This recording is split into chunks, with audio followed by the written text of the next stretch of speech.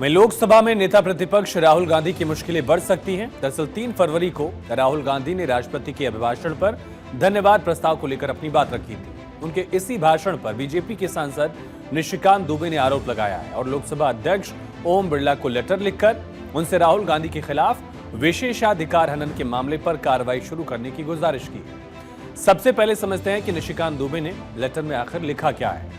दरअसल उन्होंने लिखा कि राहुल गांधी ने अपने भाषण में न केवल ऐतिहासिक तथ्यों को विकृत किया बल्कि हमारे देश का उपहास करने और हमारे गणतंत्र की प्रतिष्ठा को कम करने का भी प्रयास किया है।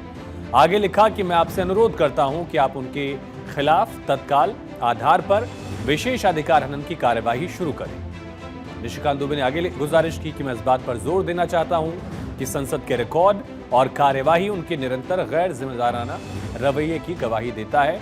ये उन्होंने अपनी तरफ से जिक्र किया, लेटर लिखा लोकसभा स्पीकर ओम बिरला को और मांग की है कार्रवाई की। दरअसल करीब 43 मिनट के भाषण में 3 फरवरी को राहुल गांधी कई मुद्दों पर हमलावर रहे। उन्हीं मुद्दों को लेकर निशिकांत दुबे ने अपनी आपत्ति दर्ज कराई। अब राहुल गांधी ने कहा क्या था जिस पर सवाल उठाए गए, ये भी समझते हैं।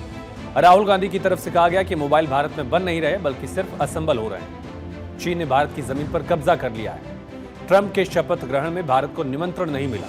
महाराष्ट्र विधानसभा चुनाव आयुक्तों की नियुक्ति, इसको लेकर उन्होंने सवाल उठाए थे और जाति जनगणना का भी उन्होंने जिक्र किया था। इन्हीं मुद्दों को लेकर निशिकांत दुबे ने गलत जानकारी देने का आरोप लगाया और आपत्ति दर्ज कराने के साथ ही गोड्डा से बीजेपी सांसद निशिकांत दुबे ने कई आरोप भी नेता प्रतिपक्ष राहुल गांधी पर लगाए हैं।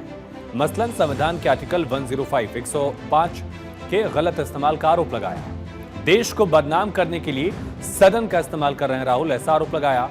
चुनी हुई सरकार को बदनाम करने के लिए संसद का इस्तेमाल करने का आरोप और साथ ही सदन में गलत तथ्य रखकर गुमराह करने का आरोप भी निशिकांत दुबे ने राहुल गांधी पर लगाया है। निशिकांत दुबे ने एक बार फिर से इन आरोपों को दोहराया, सुनिए। ये इतना पेपर लेकर आज भी मैं आया हूँ। मैं कोई भी चीज़ बिना प्रमाण के नहीं बोलता। मैं पार्लियामेंट का कभी मिसयूज़ नहीं करता। वो पार्लियामेंट का मिसयूज़ करते हैं, पार्लियामेंट्री फोरम का, डेमोक्रेसी का जो है मिसयूज़ करते हैं।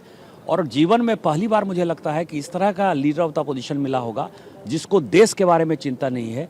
वो वोट बैंक के लिए जैसे पाकिस्तान बना दिया नेहरू जी ने, वैसे राहुल गांधी जी इस देश के टुकड़े करना चाहिए।